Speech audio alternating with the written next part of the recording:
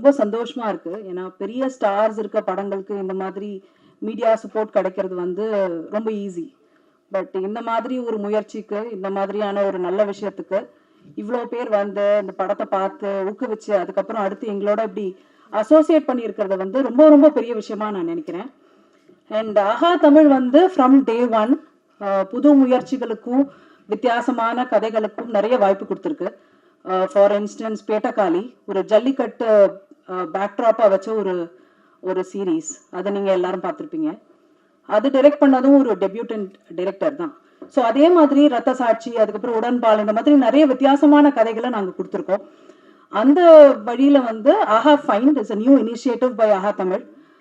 Mainly because I think நம்ம எல்லாருமே ரொம்ப ஃபாஸ்ட்டாக ஓடிட்டு இருக்கோம் லைஃப்பில். எதையுமே பார்க்கறதுக்கு நம்மளுக்கு நேரங்கள் கிடையாது. எத்தனை பேர் வந்து ஒரு ட்ரெயினில் நிறைய ட்ராவல் பண்ணியிருப்போம், பட் ட்ரெயின் தண்டவாளத்துக்கு நடுவில் பூக்கிற ஒரு சின்ன பூவை வந்து நம்ம எத்தனை பேர் பார்த்துருப்போம், அதை கண்டுபிடிச்சிருப்போன்றது தெரியாது. பட் அந்த தண்டவாளங்களுக்கு நடுவில் நிறைய இன்ட்ரெஸ்டிங்கான விஷயங்கள் இருக்கு. சின்ன சின்ன மஞ்சள் பூக்கள் இருக்கும், ஒரு சின்ன ஊதா பூ இருக்கும். அது வந்து யாரை பற்றியும் கவலைப்படாமல் அது வந்து பூக்கும், அது மலரும், அதனுடைய டைமில் அது வந்து அதனுடைய விஷயத்த பண்ணும். அந்த மாதிரி பியூட்டிஃபுல்லாக நம்ம தமிழ் ஃபிலிம் கம்யூனிட்டியில் நிறைய நல்ல படங்கள் வந்துக்கிட்டே இருக்கு டெய்லி. பட் ஆஹாக்கு வந்து ரீச் அவுட் பண்றவங்க, மற்ற பிளாட்ஃபார்ம்ஸ்க்கு போய் ரீச் அவுட் பண்றதுக்கான வழி வந்து நிறைய பேருக்கு தெரியாது. எப்படி ரீச் அவுட் பண்ணணும், மெயில் பண்ணணுமா, இல்லை வந்து கால் பண்ணணுமா, யார் கால் பண்ணணும், அப்புறம் வந்து எஸ் வார்டு, ஏ வார்டு, டி வார்டு, இப்படி ஏகப்பட்ட மாடல்ஸ் இருக்கு. இதுல நம்மளோட படம் எந்த மாடல்ல போகும், இந்த மாதிரி நிறைய விஷயங்கள்ல என்ன ஆயிடுதுன்னா ரொம்ப நல்ல படங்கள் வந்து யாருக்குமே தெரியாம அப்படியே வந்து தங்கி போயிடுது. ஸோ அப்படி இருக்கக்கூடாதுன்றதுக்காக ஆரம்பிச்ச ஒரு குட்டி இனிஷியேட்டிவ் தான் இது. அதுலயும் எஸ்பெஷலி வந்து ப்ரொடியூசர் பசார் ஃபர்ஸ்ட் டைம் எங்களுக்கு இந்த படத்தை கொண்டு வந்து காட்டின உடனே எங்களுக்கு ரொம்ப பிடிச்சி போனது காரணம், பயோஸ்கோப் ராஜ்குமார் எடுத்த இந்த படம் வந்து ஒரு ஒரு புது ஐடியா அப்படிங்கிறத தாண்டி ஒரு ஒரு ஃபேமிலியா பார்க்கும்போது ஒரு படம் எடுக்கப்பட்ட விதம், அதனுடைய ஸ்கிரீன் பிளே, இது எல்லாத்தையும் விட்டுட்டு பார்த்தாலுமே ஒரு ஒரு தாத்தா பாட்டி வந்து நிறைய குழந்தைங்களுக்கு, பேர குழந்தைங்களுக்கு கதைகள் சொல்லி நம்ம கேட்டிருப்போம். பட் இந்த விஷயத்துல வந்து அது கொஞ்சம் அப்படியே உள்டா. என்னன்னா, இவர் சொன்ன ஒரு பேரண்ட் சொன்ன கதையை வந்து அவங்க தாத்தாவும் பாட்டியும் அவங்க ஃபேமிலியும் அவ்வளோ சீரியஸா எடுத்துக்கிட்டு, சும்மா பையன் ஏதோ படம் எடுக்கணும்னு நினைக்கிறான், ஏதோ ஒரு கிராமத்துல ஏதோ ஒரு இதுல ஒரு படம் எடுக்கணும்னு நினைக்கிறான், இவங்கிட்ட போய் வேற வேலையை பாரு அப்படின்னு சொல்லாம அவன் கூட சேர்ந்து எல்லா ஹர்டல்ஸ், எல்லா விதமான டர்புலன்சஸ்லயும் அவங்க தொடர்ந்து முயற்சி பண்ணி அப்படி ஒரு நல்ல படத்தை எடுத்திருக்காங்க. அது இந்த அளவுக்கு வந்திருக்கு. ஸோ அதில் ஆஹா ஃபைண்ட் ஃபர்ஸ்ட் படமாக எடுக்கிறதுல நாங்கள் ரொம்ப ரொம்ப பெருமைப்படுறோம். And apart from that producer பசார், ஜிகே அண்ட் விஜய் அவங்க வந்து இந்த படத்தை கொடுக்கும் போதே என்ன சொன்னாங்கன்னா, இந்த படம் வந்து எவ்வளோ தூரம் ரீச் அவுட் ஆகணுமோ அவ்வளோ தூரத்துக்கு ரீச் அவுட் ஆகணும், அதுக்கு நம்ம என்னெல்லாம் செய்யணுமோ பண்ணணும் அப்படின்னு சொன்னாங்க. அதுவும் எங்களுக்கு ரொம்ப சந்தோஷமான விஷயம். இது எல்லாத்தோட ரொம்ப ரொம்ப ஸ்பெஷலான ஒரு விஷயம் என்னன்னா, பாக்கியராஜ் சார் அவர்கள் இங்கே இருக்கிறது. ஏன்னா அவர் வந்து இப்போ வரைக்கும் நான் அவர்கிட்டயும் சொல்லிட்டு இருந்தேன், ஸ்க்ரீன் பிளேக்கு பைபிள் அப்படின்னு இப்போ வரைக்கும் நம்ம எல்லாரும் யோசிக்கலன்னா அவரோட படங்களை எடுத்து பார்த்தா போதும். அவ்வளோ புதுமைகள் வந்து அதில் அவர் பண்ணியிருக்காரு. இன்ஃபேக்ட் அந்த கான்டெக்ட்ல ஒன்று சொல்லணும்னா, அவரோட ஃபர்ஸ்ட் படம் சுவரில்லாத சித்திரங்கள், அந்த படத்துல இருக்கிற மாதிரி இல்லாமல் சித்திரங்களுக்கு இனிமேல் நிறைய ஒரு சுவரா இருந்து Aha find will give more and more movies to the global audience. And I am so glad that we are doing this today. And I wish you great this thing, because இது வந்து எங்களுடைய கேம்பெயின் அப்படின்னு சொல்றதை விட I think it's an extension which has come from your end. இப்போ Cheran sir ஆகட்டும், அதுக்கப்புறம் மிஷ்கின் ஆகட்டும், அப்புறம் வந்து எல்லாருமே இப்போ வந்து சத்யராஜ் சார் அவர்கள் அதில் நடிச்சு கொடுத்துருக்காங்க. இந்த மாதிரி அவங்க ஆல்ரெடி ஸ்டார்ட் பண்ண ஒரு விஷயத்தினுடைய ஒரு எக்ஸ்டென்ஷனா we are doing this. And இது வந்து எங்களுடைய பொறுப்போ இல்லை ஒரு ஆஹாவுடைய பொறுப்புன்றதை விட உங்க எல்லாருடைய பொறுப்பும் கூட தான். ஏன்னா ஒரு நல்ல படத்தை நீங்க எங்கேயாவது பாத்தீங்கன்னாலோ இல்லை யாராவது ஒரு ஃப்ரெண்டு உங்க இதுல எத்தனை பேர் வந்து இதுல நிறைய பேர் நிச்சயமா ஃபில்ம் மேக்கர்ஸா இருப்பீங்க, ரைட்டர்ஸா இருப்பீங்க. ஸோ இப்படி எல்லாருக்குமான ஒரு ஒரு ஒரு விதையா தான் இது ஆரம்பிச்சிருக்கும். ஸோ நீங்க இன்கேஸ் ஏதாவது பார்த்தாலுமே, நீங்க ஒரு ஃப்ரெண்டை மீட் பண்றீங்க, அவர்கிட்ட ஒரு நல்ல படம் இருக்கு அப்படின்னு நினைச்சாலும் அதையுமே you can bring it to us and we will definitely put it on our platform. Thank you so much for being here, and I wish the entire team a great success. Thank you.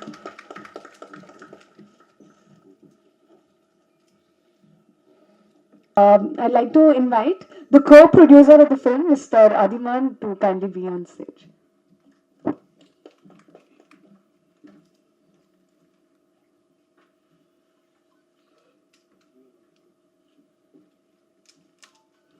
Next up, I'd like to request the CEO of AHA, Mr. Ravikant, to honor Mr. Bhagyaraj Chavkar.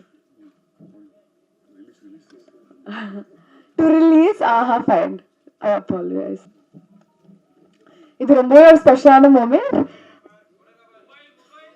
This is officially the launch of AHA Find.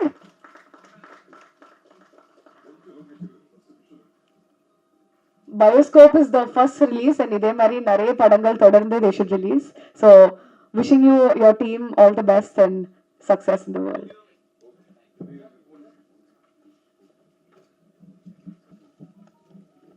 இது ரொம்ப ஒரு ஸ்பெஷலான moment. This is officially the launch of AHA Find.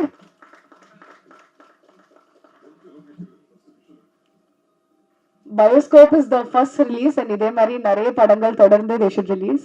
So wishing you your team all the best and success in the world.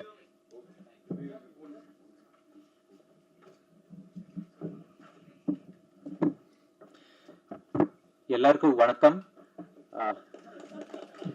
Members of the press, Thiru Bhagyaraj அவர்கள், thank you so much for your presence, and with your kind permission நான் இங்கிலீஷ்ல பேசுறேன் because Tamil fluency is very limited, but thank you again for being here, sir. Thank you so much, and to the press.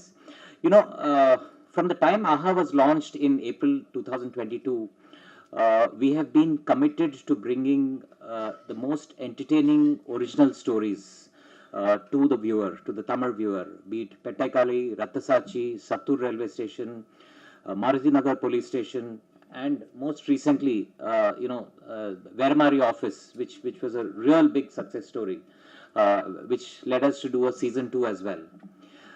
So, as an entertainment platform that is truly local, we have taken the next big initiative today in front of all of you to celebrate the vibrant Tamil community. So this is much bigger than a movie. This is much bigger than what we've just heard. It's about celebrating the vibrant Tamil community and provide a platform to aspiring filmmakers, right, and storytellers, creators to reach a global audience. So that's the vision of AHA Find. It's an initiative to celebrate the community and to offer the most engaging content to a global audience, not just in India. And the first initiative from AHA Find is the movie Bioscope, which Kavita just spoke about. We've partnered with Producer Bazaar. Thank you again so much for being. They are a renowned marketplace for licensing, specializing in buying and selling of films, and it's been made by the acclaimed filmmaker Thiru Rajkumar Avargal. The music has been scored by Thiru Tajnoor. I would also like to thank GK, CEO of Producer Bazaar, and Thiru Vijay, co-founder of Producer Bazaar, for partnering with us, and we really look forward to bringing the Tamil audience across the world some really meaningful and entertaining content. Thank you very much for being part of this, the start of this new journey. Thank you again. Request the co-founder of Producer Bazaar, Mr. Vijay, to say a few words. Thank you all. Thank you, sir. Firstly, I would like to thank AHA to take this initiative because getting in medium for the small films is really tough these days. And they are not really looking at money because everybody knows if they're taking for big films, you'll definitely make more money out of it. But leaving that aside, keeping the business angle aside, they're getting in, taking up the small films, encouraging the new creators. I think these the new creators who are starting up with small way are the people who are leading the next way, the next decade. So giving them a great platform, I think that's the need of the hour currently, because getting theaters are difficult. At least if there's a platform where you can show their creativity, their great storytelling concepts over here. I think great initiative, and thank you for listening us and taking up the Bioscope here and bringing this big, as you said, as Kavita said, for a big film, getting this much press attention is, I think it's normal, but for a small film, I think it's a great initiative by AHA. Thank you. அடுத்ததாக இந்த படத்தோட கோ producer mister Athiman அவர்களை சில வார்த்தைகள் பேச அழைக்கிறேன்.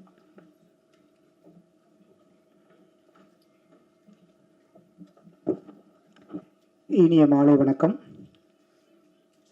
ராஜ்குமார் இந்த ஒரு புது முயற்சியை ஆரம்பிக்கும்போது எப்படி ஆரம்பிக்கிறது, என்ன பண்ணலாம் அப்படிங்கும்போது நாங்களாம் தான் ஒரு ஐடியா கொடுத்தோம். ஒரு க்ரௌட் ஃபண்டிங் அப்படிங்கிற ஒரு கான்செப்டை க்ரியேட் பண்ணி நிறைய படங்களை எடுக்கலாம் அப்படிங்கிற ஒரு முயற்சியில் நான் யூஎஸில் இருக்கேன். சியாட்டல் தமிழ் சங்கத்துடைய எக்ஸ் பிரசிடெண்ட் ராஜ்குமார் எனக்கு தெரியும். அவர் இருந்தார், நிறையா எல்லாம் ஒரு பழக்கம் இருந்தது. சரி, அவருடைய முயற்சிக்கு நாம் ஒரு சின்ன ஒரு உதவியாக இருக்க முடியுமே அப்படிங்கிறதுனால ஒரு க்ரௌட் ஃபண்டிங் மாதிரி நாங்கள் ஆரம்பித்து இந்த படத்தை ஆரம்பித்தோம். இந்த படத்தில் ஒரு வசனம் சொல்லியிருப்பார், படம் கூட கஷ்டப்பட்டு எடுத்துடலாம், ஆனால் அதை ரிலீஸ் பண்ணுறதுங்கிறது பெரிய பெரிய கஷ்டம் அப்படிங்கிற மாதிரி ஒரு வசனம் இந்த படத்தில் வச்சுருப்பார். ஸோ அது உண்மைதான். இதில் சின்ன படங்களுக்கு பார்த்திங்கன்னா மக்கள் ஆதரவு கொடுக்கணும். அதே மாதிரி இந்த தியேட்டர்ஸ் கிடைக்கிறது, இல்லை அதை ரிலீஸ் பண்ணுறதுக்கான முயற்சிகள், இது எல்லாம் கிடைச்சிது அப்படின்னாக்கா இது போன்ற படங்கள் நிறைய வரும்.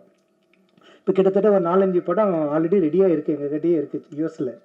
அதை எப்படி ரிலீஸ் பண்ணுறது, இல்லை என்ன பண்ணுறதுன்னு தெரியல அவங்களுக்கு. அதுக்கு ஒரு முயற்சியாக தான் நாங்கள் இந்த பயோஸ்கோப்பை நம்ம சின்ன இதாக வச்சுருக்கோம். இது அவருடைய இவர் ராஜ்குமார் பண்ண ஒரே ஒரு சின்ன இடர்பாடு என்னன்னாக்கா, ப்ரொடியூசர் இல்லாமல் இவரே பண்ணது தான். அவர் ப்ரொடியூசர் வச்சு பண்ணியிருந்தாலும் இன்னொரு 25 படம் பண்ணியிருந்துருக்கலாம். அவர் அவ்வளோ நாலேஜ், அவ்வளோ கதை எல்லாமே இருக்குது. ஆனால் இவரே ஒரு படத்தை எடுத்து கஷ்டப்பட்டு எல்லாம் பண்ணி இந்த படத்தில் வர கதை அவருடைய கதை தான் அது.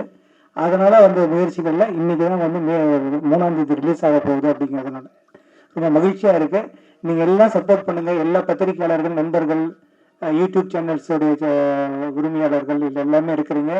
இதை எல்லாமே கொண்டு போய் மக்கள்கிட்ட சேர்த்து ஒரு நல்ல ஆதரவு கொடுத்து அவரை ஊக்குவிக்குமாறு கேட்டுக்கொள்கிறேன். நன்றி. படம் நல்ல வாய்ப்பும் நல்ல ஒரு சக்சஸாக வர்றதுக்கு என்னுடைய வாழ்த்துக்கள். நன்றி.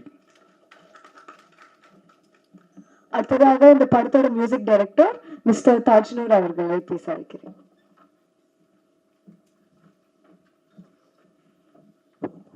வந்திருக்கும் பிரஸ் மீடியா எல்லாருக்கும், மேடையில் வந்திருக்கும் பெரியவர்களுக்கும், என் அழைப்பை ஏற்று வந்திருக்கும் பாக்கியராஜ் சார் அவர்களுக்கும் என்னுடைய வணக்கங்களும் நன்றிகளும். இந்த ஆஹா பிளாட்ஃபார்ம் இந்த அழகான ஒரு படத்தை ரிலீஸ் பண்ணுறது பெரிய மகிழ்ச்சி. அதே மாதிரி ப்ரொடியூசர் பஜாரும் அதை சேர்ந்து பண்ணுறதுல ரொம்ப மகிழ்ச்சி. இந்த படத்தை பற்றி நிறைய சொல்லணும்.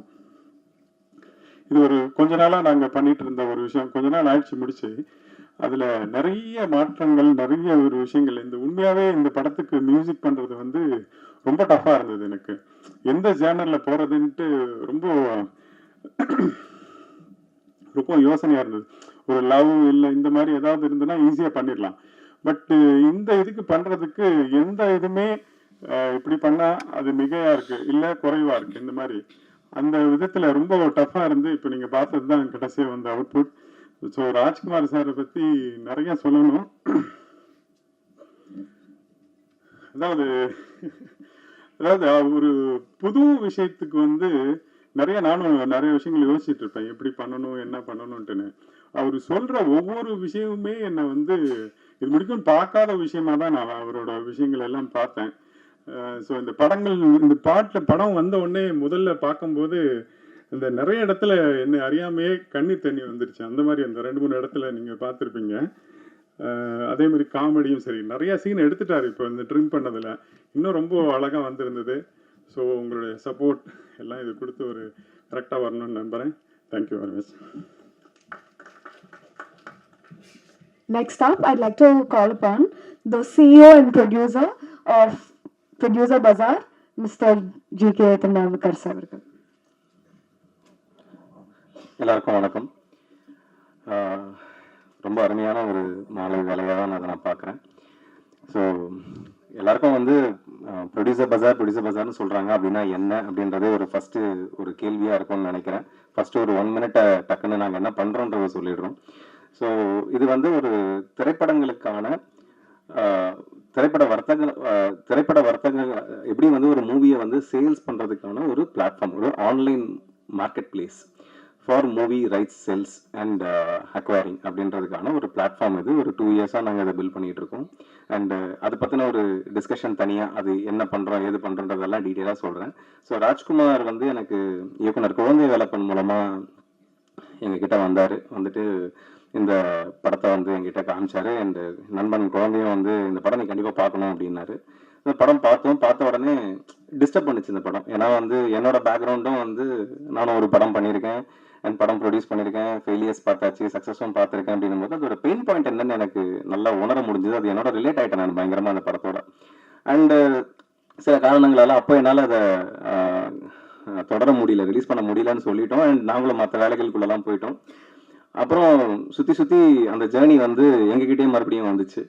சரி, ஓகே, நம்ம இந்த ஜேர்னியை வந்து எப்படின்னா ஒரு இடத்துல இதுக்கான ஒரு விஷயம் நடந்தால் நல்லா இருக்கும் அப்படின்னு சொல்லி யோசிச்சுட்டு இருந்தோம். இன்ஃபேக்ட் நான் அவர்கிட்ட சொல்லிட்டேன், இல்லை ராஜ்குமார் நீங்கள் வெளியே வேறு ஆப்பர்ச்சுனிட்டிஸ்லாம் பாருங்கள் அப்படின்னு சொல்லியிருந்தேன். அப்பயும் என்னால் முடிஞ்ச சப்போர்ட்டும் அவருக்கு பண்ணிட்டு தான் இருந்தேன் பேக் எண்டில். பட் ஒரு பாயிண்ட்ல வந்து என்ன நடந்துச்சுன்னா, சரி ஓகே இந்த படம் வந்து வந்துருச்சு, நம்ம எதனா ஒரு கனெக்ட்ல இந்த படத்தை வந்து கண்டிப்பாக வெளியே கொண்டு வரணும் அப்படின்னு யோசிச்சுட்டு இருக்கும்போது நிஜமா ஒரு மேஜிக்கல் மொமெண்ட்னு சொல்லுவேன் இந்த வருஷம் எங்களுக்கு 2024. ஸோ கவிதா அவங்கள நான் மீட் பண்ணேன். ஸோ அவங்கள மீட் பண்ண உடனே இதில் என்னன்னா, யாருமே இப்படி ஒரு ரிஸ்க் எடுக்க மாட்டாங்க. ஆனால் சத்தியமாக நான் அந்த ரிஸ்க் எடுத்தேன் அவங்ககிட்ட. நீங்கள் ஒரு படம் பார்க்கணும், இந்த படத்தை நீங்கள் வாங்கணும்னு அவசியம் கிடையாது, நீங்கள் இந்த படத்தை வந்து கண்டிப்பாக எடுத்துக்கணும்னு நான் எதிர்பார்க்கல. நீங்கள் இந்த படத்தை பார்த்து நேர்மையாக நீங்கள் திட்டினா கூட நான் வாங்கிக்கிறேன், ஆனால் ஒரு 2 மணி நேரம் எனக்காக நீங்கள் ஒதுக்குங்க அப்படின்னு.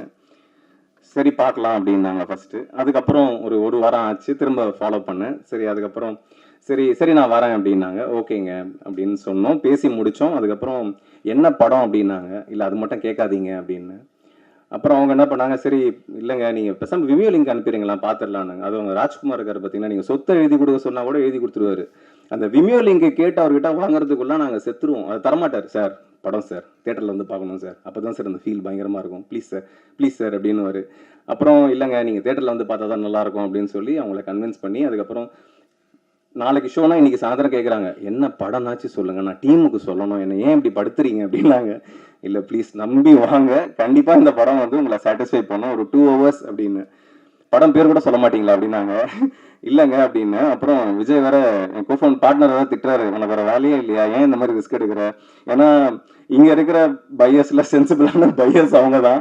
நம்ம அடுத்தடுத்து அவங்க கூட நிறைய பிஸ்னஸ்லாம் பண்ணணும், வந்து அவங்களுக்கு பிடிக்காம போயிடுச்சுன்னா நமக்கு ரிலேஷன்ஷிப்பே கட் ஆகிடும், நீ ஏன் அந்த மாதிரி பண்ணுற அப்படின்னு இவர் ஹைதராபாத்லேருந்து என்ன திட்டிகிட்டு இருந்தாரு. இல்லை நம்ம கண்டிப்பாக இந்த ஒரு சேலஞ்ச், இந்த ஒரு ரிஸ்க் எடுக்கலாம் அப்படின்னு சொல்லிட்டு கூப்பிட்டோம். அவங்களும் வேறு வழி இல்லாமல் வந்தாங்க, வந்து உட்காந்தாங்க. ஷோ படம் போட்டோம், படம் ஆரம்பிச்சது. ஃபர்ஸ்ட் 10 நிமிஷம் எனக்கு வேர்த்து ஊத்துது, இந்த பக்கமும் அந்த பக்கமும். ஏதோ இது ஏன் படம் அப்படின்ற அந்த உணர்வுக்குள்ளே என்ன தள்ளி விட்டார் இந்த ராஜ்குமார். சரிங்களா, இந்த பிரசவ வழியில இருக்க மாதிரி இந்த ப்ரிவியூ ஷோ போட்டுட்டு வெளியே உட்காந்துருக்க ஒரு ப்ரொடியூசருக்கு இருக்கிற பெயின் தான் இன்னைக்கு எனக்கு இருந்துச்சு இவங்க பக்கத்தில் உட்காந்துக்கிட்டு. அதுக்கப்புறம் ஒரு 10 நிமிஷத்துக்கு அப்புறம் எவ்ரிதிங் ஆஸ் நார்மல். அது வந்து சிரிச்சா போச்சு மாதிரி தான். உள்ள வந்து அவரு வடிவேல் பாலாஜிலாம் அப்படி நின்று சிரிப்பு காட்டுற மாதிரி அந்த படம் 10 நிமிஷத்துக்கு அப்புறம் அவங்க டீம் மொத்த பேரையும் பிளாஸ்ட் பண்ணி சிரிக்க வச்சிருச்சு. அதுலயும் ஒருத்தர் இருந்தார், எந்த படத்துக்கும் ரியாக்ஷனே கொடுக்காத மாதிரி ஒருத்தர் இருந்தார். எனக்கு அவரை பார்த்து ஒரு பயம் இருந்தது. அந்த மாதிரி ஒரு டீமை வச்சிருக்கிறீங்க நீங்க. ஸோ அப்புறம் ஃபைனலாக படம் பார்த்து வெளியே வந்த உடனே அவங்க சொன்ன ஒரே வார்த்தை இதுதான், இந்த படத்தோட ஐடியா பியூட்டிஃபுல்லாக இருக்குது, கண்டிப்பாக நம்ம இந்த ப்ராஜெக்டை வந்து பண்ணலாம் அப்படின்னு சொல்லி ஒரு க்ரீன் லைட் கொடுத்தாங்க. அது வந்து இந்த படத்துக்கு வந்து ஒரு மிகப்பெரிய ஒரு புஷ்ஷாக நான் பார்த்தேன். அண்ட் எனக்கு அதுலேயும் தாண்டி எனக்கு ரொம்ப பிடிச்ச விஷயம் என்னென்னா, அது ஜஸ்ட்டு இந்த படம் மட்டும் அப்படின்னு அவங்க நிறுத்தலை. அவங்க என்ன சொன்னாங்க, ஃபைண்டுன்னு ஒரு கேட்டகரி கொண்டு வரலாம், அந்த கேட்டகரியில் இந்த மாதிரி கான்டென்ட், இந்த மாதிரி புதுசாக இருக்கிற கான்டென்ட்டை வந்து நம்ம கண்டினியூஸாக பண்ணால் எப்படி இருக்கும் அப்படின்ற அவங்களோட தாட் வந்து எனக்கு ரொம்ப பிடிச்சிருந்தது. It was fantabulous visionary idea Kavitha, and great applause to you, and she deserves an applause. ஏன்னா வந்து இது வந்து ஒரு சாதாரணமான ஒரு மூவ் இல்லைன்னு எங்களால் உணர முடிஞ்சது. ஏன்னா இங்கே இருந்த டைரக்டர்ஸ் எல்லாரும் கொடுத்த ஃபீட்பேக், இந்த படம் பார்த்துட்டு இப்படி ஒரு படத்தை அக்வயர் பண்ணுறாங்களா, இப்படி ஒரு படத்துக்கான ஒரு பிளாட்ஃபார்ம் இருக்கா அப்படின்றது ஒரு மிகப்பெரிய ஒரு கான்ஃபிடென்ஸை வந்து இவங்க கொடுத்துருக்குறாங்க. அதுக்கு வந்து ஒரு மிகப்பெரிய நன்றி. And thank you Ravi sir, under your leadership this is possible. I know like it is not possible unless until you foresee things. So அந்த ஒரு விஷயத்த நீங்கள் பண்ணதுக்கு லைக் நான் மட்டும் இல்லை, என்டையர் கிரியேட்டர் கம்யூனிட்டியே வந்து they will definitely give you a big thanks for you for building up this type of platform for creators. Thanks for that. And இந்த ஜேர்னியில் வந்து எனக்கு இன்னொரு பெரிய பயம் என்னன்னா, ராஜ்குமார் கிட்ட நான் இன்னைக்கு ஸ்டேஜுக்கு வரதுக்கு முன்னாடி இப்போ இப்படி இந்த சைடு இப்படி நடந்து வரும்போது எனக்கு தோணுச்சு, எல்லாரும் இந்த படத்தை பார்த்துட்டீங்க இல்லைங்களா, ராஜ்குமார் ஒரு அன்பான வேண்டுகோள், தயவு செஞ்சு பயோஸ்கோப் 2 எடுக்கிறேன்னு சொல்லிடாதீங்க, சரிங்களா? இந்த படத்தை எப்படி ரிலீஸ் பண்ணோன்னு ஒரு கண்டென்ட்டை மட்டும் பண்ணிடாதீங்க. அப்படி ஒரு கண்டென்ட் பண்ணீங்கன்னா அந்த கண்டென்ட்ல ரவி சாருக்கும் நீங்க ஒரு ரோல் கொடுக்குற மாதிரி ஆயிடும், கவிதாவுக்கு ஒரு ரோல் கொடுக்குற மாதிரி ஆயிடும், எனக்கு ஒரு ரோல் கொடுக்கணும், அவருக்கு ஒரு ரோல் கொடுக்கணும். ஸோ நம்ம நிக்கில் முருகன் சாருக்கும் நீங்க ஒரு ரோல் கொடுக்குற மாதிரி ஆயிடும். எல்லாரையும் நீங்க ஒரு பர்ஃபார்மன்ஸ் பண்ணி இந்த படத்தை நான் எப்படி வியாபாரத்துக்கு எடுத்துட்டு வந்தேன்னு ஒரு படத்தை மட்டும் தயவு செஞ்சு பண்ணிடாதீங்க, போதும். தாஜ்நூர் சொன்ன மாதிரி, உங்க கோ ப்ரொடியூசர் சொன்ன மாதிரி அடுத்தடுத்து நீங்க வேற வேற களங்களுக்கு பயணிக்கணும்ன்றதுதான் வந்து என்னோட விருப்பமும் கூட. அந்த அந்த அந்த ஒரு பாத்துக்கு நீங்க போகணுன்றதுதான் என்னோட விருப்பமும் கூட. ஏன்னா இது எப்படி ஆயிடுச்சுன்னா, எங்களோட மார்க்கெட் பிளேஸ் வந்து எங்களோட ஐடியாலஜி வந்து வெரி சிம்பிள். எங்க மார்க்கெட் பிளேஸுக்கு ஒரு படம் வரும், அந்த படத்தோட ரைட்ஸை நாங்கள் அன்பண்டில் பண்ணுவோம், பையர் யாருன்னு ஐடென்டிஃபை பண்ணுவோம், சேல்ஸ் பண்ணுவோம், அதோட முடிஞ்சு போச்சு. ஆனா இவரோட படம் வந்த உடனே என்ன ஆச்சுன்னா, இது கிட்டத்தட்ட எங்க படம் மாதிரி கன்வெர்ட் ஆன உடனே எங்க எங்க எங்க எங்க டீம்ல ஒரு 4 பேர் இருக்காங்க. அதுல ஃபர்ஸ்ட் வந்து என்னோட பார்ட்னர், அவரு ஹைதராபாத்ல எப்படின்னா they run chain of theatres அங்கே ரன் பண்ணிட்டு இருக்காங்க. அவங்களோட விஷன்லாம் பார்த்தீங்கன்னா அல்லு அரவிந்த், மகேஷ் பாபு அந்த மாதிரி தாட்டில் இருந்துட்டு இந்த படத்தை நான் அவர்கிட்ட அனுப்பி இது மாதிரி ஒன்று பண்ணலாமான்னு கேட்டால் என்ன ரியாக்ஷன் வரும்னு யோசிச்சு பாருங்க என் நிலைமையை. ஃபர்ஸ்ட் நான் அவரை சமாளிக்கணும். அவரை சமாளிச்சதுக்கு அப்புறமா அடுத்து என்னோட மிகப்பெரிய பிரச்சனை வந்து என்னோட சிஎஃப்ஓ பிரபு, சரிங்களா? அவர் என்ன பண்ணுவாருன்னா எல்லாம் கேட்பாரு, எல்லாம் கேட்டு எவ்வளோ காசு வரும் அப்படின்னாரு. இதுக்கு எனக்கு என்ன பதில் சொல்றதுன்னு எனக்கு தெரியாது. நான் வர இல்ல பிரபு இது ஒரு புது இனிஷியேட்டிவ் அப்படின்னு அப்படியே டென்ஷன் ஆகி திரும்புவார் இந்த பக்கமா. திரும்பி இந்த புது இனிஷியேட்டிவ் பண்றதெல்லாம் வச்சுக்காத, ஒழுங்கா இருக்கிற வேலையை செய்யறதுக்கு எங்க ஆள் இல்லை, நீ எதுக்கு இந்த வேலையை செய்யற அப்படின்னு அடுத்த டென்ஷன் அவரை நான் சமாளிக்கணும். அப்புறம் அப்படி இப்படின்னு பேசி இல்ல பிரபு அப்படின்னு, சரி ஓகே ஏதோ பண்ணுங்க ஆனா வந்து பாத்துக்கோங்க அப்படின்னு சொல்லிட்டு அவரு ஒரு பக்கம் அவரை சமாளிக்கணும். அவரை சமாளிச்சதுக்கு அப்புறமா இந்த பக்கம் திருமணம்னு வச்சுக்கோங்களேன், எங்க ஆப்ரேஷன்ஸ்ல வெற்றின்னு ஒருத்தர் இருக்காரு, அவர் அதுக்கு மேல, சரிங்களா? எனக்கு வந்து அவரோட ஒரே வேலை என்னன்னா, நான் வேலை செய்யாம பாத்துக்கிறதா. அந்த வடிவேல் ஒரு படத்துல சொல்லுவாருமா, நீ எதனா வேலை செஞ்சா டெட் பாடி நீ தான் மாதிரி, என்ன வேலை செய்யாம பாத்துக்கிறதா அவரோட வேலை. இதை தாண்டி என் டீம்ல ஆன்போர்டிங்ல சுப்ரியான்னு ஒருத்தவங்க இருக்காங்க, அவங்க என்ன லூசுன்னே நினைச்சிட்டாங்க. அதாவது எதனா ஒரு படம் வருதுன்னு வச்சுக்கோங்களேன், அதாவது சினிமா சம்பந்தமா ஒரு கண்டென்ட் வருது, சினிமா மேக்கிங் பத்தி ஒரு படம் வருதுன்னா அவங்க குடுகுடுன்னு ஓடியாந்து, சார் சினிமா மேக்கிங் பத்தி ஒரு படம் இருக்கு சார், நீங்க பாரு, இது எதுக்கு நீ என்கிட்ட சொல்ற அப்படின்னு நான் கேட்டா, இல்ல சார் உங்களுக்கு தான் அந்த மாதிரி படம்லாம் பிடிக்கும்ல அப்படின்னா, அது எப்படி அப்படின்னா, அதான் சார் பயோஸ்கோப் நீங்க ரொம்ப நாளா ட்ரை பண்ணிருக்கீங்களா அப்படின்னு அவங்க ஒரு முடிவு பண்ணிட்டாங்க. இதை தாண்டி எங்க டீம்ல அருண் ஒருத்தர் இருக்காரு, அவர் வந்து என்னன்னா சேல்ஸ் செல்லிங் இதெல்லாம் அவர் தான் பாத்துக்கிறாரு. அவர்கிட்ட இருக்கிற பிரச்சனை என்னன்னா, அவரும் லைசன்ஸ் பண்றது எல்லாமே பெரிய படம், சரிங்களா? சின்ன படம்னாலே அப்படியே அவங்க ரியாக்ஷனை பார்க்கவே எனக்கு பயமா இருக்கும். ஸோ அவங்ககிட்ட சொல்லிடு அது மாதிரி ஒரு கண்டென்ட்ப்பா அப்படின்னா, இப்படிதான் இந்த மாதிரி ஒரு செட்டப். எல்லாருமே வந்து என்னன்னா, it's all love and care. இது எப்படின்னா வந்து பத்திரமான ஒரு ரூட்டுக்கு எடுத்துட்டு போகணுன்றதான் அவங்களோட ஆசை. பட் இந்த பயோஸ்கோப்ன்ற படம் வந்து இவங்க எல்லாரையுமே கன்வின்ஸ் பண்ணுச்சுன்றது தான் வந்து மிகப்பெரிய சாதனையா நான் பாக்குறேன். ஏன்னா இவ்வளவு பேரை தாண்டி இந்த இடத்துக்கு வந்து நாங்க எல்லாரும் வந்து நிப்பாட்டிருக்கோம் இந்த படத்தை. அண்ட் இதுக்கப்புறமா இது உங்க கையில, நீங்க தான் வந்து இதை பிகரான ஆடியன்ஸ், லார்ஜரான ஆடியன்ஸுக்கு கொண்டு போனோம். இன்ஃபேக்ட் இந்த படம் ஆரம்பிக்கும் போது உண்மையா சொல்றாங்க, நாங்க வந்து ஒரு 10 தியேட்டர்ல ரிலீஸ் பண்ணலான்றதான் எங்களோட டார்கெட்டா இருந்துச்சு. ஆனா இந்த படத்தோட டீசரும் ட்ரெய்லரும் கொடுத்த நம்பிக்கை அண்ட் இது வரைக்கும் வந்து படம் பார்த்து கொடுத்த ஃபீட்பேக்ஸ்ல இருந்து இந்த படம் இன்னைக்கு வந்து கிட்டத்தட்ட 75 தியேட்டர்கள் வரைக்கும் எங்களுக்கு வந்து சப்போர்ட் வந்திருக்கு. நீங்க இது அடுத்த லெவலுக்கு கொண்டு போவீங்க. எப்படி வந்து லப்பர் பந்து வந்து சிம்பிளா வந்து சூப்பரான ஒரு இடத்துக்கு போய் லேண்ட் ஆச்சோ, அதே மாதிரி இந்த படம் ஜனவரி 3ஆம் தேதி தியேட்டர்ல 75 தியேட்டரை தாண்டி இன்னும் அடிஷ்னலா இந்த படத்தை கொண்டு போய் சேர்க்க வேண்டிய ஒரு ரெஸ்பான்சிபிலிட்டி எல்லாருக்குமே இருக்குன்னு நான் நம்புறேன். இந்த ஜேர்னில நீங்களும் எங்க கூட வரணுன்றதான் என்னோட விருப்பமும் ஆசையும். அண்ட் இதெல்லாம் தாண்டி கவிதா சொன்ன மாதிரி இந்த இடத்துல வந்து பாக்யராஜ் சார் வந்திருக்கிறது வந்து எனக்கு ஒரு மிகப்பெரிய ஒரு ஆசீர்வாதமாக நான் பார்க்குறேன், எனக்கு ஒரு பெரிய பிளஸ்ஸிங்காக நான் பார்க்குறேன். ஏன்னா நான் இதுக்கு முன்னாடி குரங்கு பெடல்னு ஒரு படம் ப்ராஜெக்ட் வந்து ஃபர்ஸ்ட் இனிஷியேட் பண்ணது நான் தான். அதோட டிசைனை வந்து நான் பாக்யராஜ் சார் கிட்ட காமிச்சேன். என்னது இது அப்படின்னாரு. அதான் சார் நம்ம சின்ன வயசுல சைக்கிள் உள்ள கால் விட்டு ஓட்டுவோமே சார், அதுதான் சார் நான் டைட்டிலாக வச்சிருக்கிறேன் அப்படின்னு அந்த டிசைன் இப்படி பார்த்தாரு. பார்த்துட்டு அவர் சொன்ன ஃபீட்பேக் வந்து என்னன்னா, டிசைன் நல்லா இருக்கு, ஆனா எங்க நீ சொன்ன விஷயம் அதுல இல்லையே அப்படின்னாரு. எனக்கு புரியல முதல்ல. சார் என்ன சொன்னாரு அப்படின்ட்டு. அப்புறம் அந்த அந்த டிசைன்ல வந்து என்ன குரங்கு பெடல், காலை உள்ள விட்டு சைக்கிளை ஓட்டுவோன்னு சொல்ற, ஆனா அதுல வெறும் சைக்கிளை மட்டும் போட்டு வச்சிருக்கிற, கால் எங்க அப்படின்னாரு. கடைசியில மண்டையில இருக்க கொண்டையை வெட்டலைன்ற மாதிரி ஒரு கரெக்ஷன் எங்களுக்கு அது ஃபீல் ஆச்சு. எல்லாருக்குமே வந்து அப்படி ஒரு அவரு சார் இன்னைக்கு இந்த ஸ்டேஜ்ல நாங்க எல்லாரும் நிக்கிறோம் அப்படின்னா, இந்த ஸ்டேஜுக்கு வந்து இன்னொரு ஒன் ஆஃப் த ஒரு ஆணி வேறா வந்து சார் இருந்திருக்காரு தமிழ் சினிமாக்கு. ஸோ ரொம்ப நன்றி சார், நீங்க வந்து எங்களோட இருந்து இந்த பயணத்துல இப்படி ஒரு நிகழ்வை வந்து நீங்க துவங்கி வச்சது வந்து எனக்கு மிகப்பெரிய சந்தோஷமும் பெருமையும் இருக்கு. ரொம்ப நன்றி. அண்ட் இறுதியா ஒரே ஒரு விஷயம் தான் நான் சொல்ல ஆசைப்படுறேன். அதாவது ஆஹா ஃபைண்ட் இது வரைக்கும் எனக்கு தெரிந்த வரை இந்தியாவிலேயே யாருமே இப்படி ஒரு முயற்சி எடுத்ததில்லைன்றதை நான் அடிச்சு ஆணித்தரமா சொல்லுவேன். யாருமே இப்படி பண்ணது கிடையாது, எந்த பிளாட்ஃபார்மும் இப்படி பண்ணது கிடையாது. ஏன்னா நாங்க வந்து குளோபலா 150 பிளாட்ஃபார்ம்ஸோட ஒர்க் பண்ணிட்டு இருக்கோம், சரிங்களா? சேட்டலைட் நெட்வொர்க்ஸ், பிளாட்ஃபார்ம்ஸ் எல்லாரோடவும் பேசிக்கிட்டு இருக்கோம். எல்லாருமே வந்து கேட்கறது எல்லாமே ஸ்டார்காஸ்ட் படங்களை எங்களுக்கு கொடுங்க அப்படின்னு தான் கேட்டிருக்காங்க. ஃபார் த ஃபர்ஸ்ட் டைம் இந்தியாவிலே முதல் தடவை இப்படி ஒரு இனிஷியேட்டிவ் நடந்திருக்கு. And we are very proud and happy to be part of this. Sir, we promise you sir, we will not let this down. We will take it for heights. Definitely we will take this for heights and we will bring new talents definitely for AHA. Thank you so much. It is so lovely to hear, sir. Arthadaga, I'd like to invite the director of Bioscope Film, Mr. Sankeri Rajkumar avarkal. அனைவருக்கும் வணக்கம். நீங்கள் இந்த இப்போ படத்தில் பார்த்தப்போ வெங்காயம் படத்தில் எப்படி அந்த கல்யாண மண்டபத்தில் நிற்கும்போது நான் ஒரு எமோஷனலாக நின்னனோ, அதே மாதிரி தான் நான் இந்த பயோஸ்கோப்பை முடிச்சுட்டு ஒரு எமோஷனலான மூமெண்ட்டில் நான் இப்போ நிற்கிறேன்.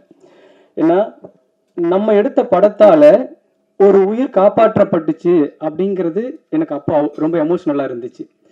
இப்போது நான் எப்படி எமோஷ்னலாக ஃபீல் பண்ணுறேன் அப்படின்னா, நான் ஒரு படம் எடுத்துட்டேன், நான் சொல்லிக்கிட்டே இருப்பேன், இண்டிபெண்ட்டாக எடுக்கிற படங்கள் தான் மக்களோட பிரச்சனை பேசும். இண்டிபெண்டா பெரிய பட்ஜெட் படங்கள் வந்து கமர்ஷியலா இருக்கும், அது ஒரு டெம்ப்ளேட்டடா இருக்கும். இந்த மாதிரி சின்ன சின்ன படங்கள் தான் மக்களோட பிரச்சனைகளை, மக்களோட வாழ்வியலை, மக்களோட சந்தோஷத்தை, மக்களோட துக்கங்களை மக்களுக்கு அறிமுகப்படுத்துற படமா இருக்கும். அதனால சின்ன படங்களா இருந்தாலும் நல்ல படமா எடுக்கும் பொழுது நமக்கு மனநிறைவு கிடைக்கும் அப்படின்ட்டு இண்டிபெண்டன்ட் மூவி உலகம் முழுக்க பெரிய அளவுல வளர்ந்து வந்துகிட்டு இருக்கு. அப்படிங்கிறதுனால இண்டிபெண்டன்ட் மூவியை நான் ப்ரொமோட் பண்ணிக்கிட்டே இருப்பேன். உங்ககிட்ட ஒரு நல்ல கதை இருக்கா, அழகா ஒரு ஆர்டிஸ்ட் இருக்காங்களா, நீங்க போயிட்டு அழகா படத்தை எடுத்துட்டு வாங்க அப்படின்னு சொல்லிக்கிட்டே இருப்பேன். அப்பெல்லாம் எனக்கு என்ன ஒரு கில்ட்டி இருக்குன்னா, சரி எடுத்துட்டு வந்துடுறோம், முடிச்சிடுறோம், எங்க கொண்டு போய் நாங்க மக்களுக்கு சேர்த்துறது அப்படின்னு கேள்வி கேட்டா நான் என்ன பண்ணுவேன் அப்படின்னா, எனக்கு அந்த கில்ட்டி இருந்துகிட்டே இருக்கும். இன்னைக்கு நான் கம்பீரமா சொல்லுவேன், நல்ல படம் எடுத்துட்டு வாங்க, ப்ரொடியூசர் பசார் இருக்காங்க, ஆகா ஃபைண்ட் இருக்கு, உங்களை காப்பாற்றுவாங்க, என்ன எப்படி காப்பாத்தினாங்களோ அதே மாதிரி உங்களையும் காப்பாற்றுவாங்க அப்படிங்கிற நம்பிக்கையோட நான் அந்த கில்ட்டினஸ் இல்லாம நான் வந்து அவங்களுக்கு நான் உத்தரவாதம் கொடுக்குறேன். உண்மையிலே எந்த இன்டர்வியூல போனாலும் நீங்க ரொம்ப சிம்பிளா எடுக்கிறீங்க, ஒருத்தரே படம் எடுக்கிறீங்க அப்படின்னா, இந்த மாதிரி படங்கள் எடுக்க முடியும் நம்ம காட்டும் பொழுதுதான் எனக்கு திடீர்னு டக்குன்னு ஸ்ட்ரக் ஆகும். சரி எப்படி பிசினஸ் பண்றதுன்னு கேட்டாங்கன்னா நம்ம என்ன சொல்றது அப்படின்ட்டு. உண்மையிலேயே பயாஸ்கோப்ங்கிற ஒரு படம் உருவாக்கி அதை ஒரு நிறுவனம் வந்து பார்த்து நாம என்ன நினைச்சிட்டு இருப்போம், ஓ இவங்களுக்கு பிடிக்குமா பிடிக்காதா, இவங்க வாங்குவாங்களா வாங்க மாட்டாங்களா, இப்படி நினைச்சுக்கிட்டு இருக்கிற ஒரு இயக்குனருக்கு ஒரு தயாரிப்பாளர் படம் வந்துச்சுங்க வாங்கிட்டாங்க அப்படின்னு சொன்னா ஓகே, நமக்கு காசு வரும்னு ஒரு தயாரிப்பாளருக்கு ஒரு சந்தோஷம் இருக்கும். ஒரு இயக்குனரா ஒரு வாசல்ல நின்றுட்டு இருக்கோம், அப்போ வந்து ஏங்க இந்த படம் சூப்பரா இருக்கு, நாங்க இந்த படத்தை வாங்கிக்கிறோம் அப்படின்னு சொன்னதோட மட்டும் இல்லாம, உங்களை மாதிரி நல்ல படங்கள் எடுக்கிற இயக்குனர்களுக்கு, படைப்பாளிகளுக்கு நாங்க வாசல் திறந்து விடுறோம். அந்த நல்ல படங்களை தொடர்ந்து நாங்க வெளியிடறதுக்கு ஒரு ஃபைண்ட்னு ஒரு சப் கேட்டகரியை கிரியேட் பண்றோம்னு சொன்னா, ஒரு டைரக்டர் எப்படி நின்றுட்டு இருப்பான்னா, இந்த படத்துல இந்த கல்யாண மண்டபத்துல நின்றுட்டு இருந்தேன் பாத்தீங்களா, அப்படிதான் நின்றுட்டு இருந்தேன் அவங்க சொல்லும்போது. அவ்வளோ எமோஷனலா இருந்துச்சு. உண்மையிலே என்னை பார்த்துட்டு இருக்கிற என்ன மாதிரி படம் எடுக்கணும்னு நினைக்கிறவங்க எல்லாருக்குமே அவ்வளோ சந்தோஷமா இருந்திருக்கும். நான் முதல்ல ஏன் ஆகாவுக்கு நான் தேங்க் பண்ணும் அப்படின்னு நினைச்சேன் அப்படின்னா, இந்த மேடை அவர்களால உருவாகினால அவங்களுக்கு நான் நன்றி சொல்லணும் அப்படின்னு நான் ரொம்ப ஆசைப்பட்டேன். இப்போ வெறும் சும்மா ஒரு கப்பல், ஒரு மலைத்துளி அப்படின்னு வெறும் வார்த்தையா நம்ம பேசணும்னா ஓகே, அது ஒரு சாதாரண வெறும் வார்த்தை தான். ஆனா கடல்ல தத்தளிச்சுக்கிட்டு இருக்கிறவனுக்கு யாராவது வந்து கை கொடுக்க மாட்டாங்களான்னு நினைச்சுக்கிட்டு கடைசி உயிருக்கு போராடிக்கிட்டு இருக்க ஒருத்தனுக்கு ஒரு கப்பல் அப்படின்னு சொன்னா, ஒரு கப்பல் வருதுன்னு சொன்னா அவனுக்கு எப்படி இருக்கும், அது ஒரு சாதாரண வார்த்தை தான். அந்த மாதிரிதான் எனக்கு ப்ரொடியூசர் பசார் வந்தாங்க. நான் ரொம்ப வெங்காயம் படத்துக்கு எப்படி நீங்க எல்லாம் பாத்தீங்களோ அந்த படத்துல அதே ஸ்ட்ரகிள் தான் இந்த படத்துக்கு எனக்கு தொடர்ந்து இருந்துச்சு.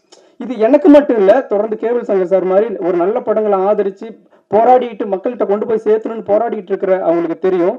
எல்லா நல்ல படங்களுக்கும் ஏற்படுற ஒரு ஸ்ட்ரகிள் தான். அப்போ யார் இது இந்த மாதிரி நல்ல படங்களை எடுக்கிறவங்களுக்கும் இந்த மாதிரியான ஒரு மீடியாவுக்கும் யார் வந்து ஒரு பிரிட்ஜை ஏற்படுத்துறது அப்படின்னு ஒரு பெரிய கேள்விக்குறியா இருந்துச்சுங்க.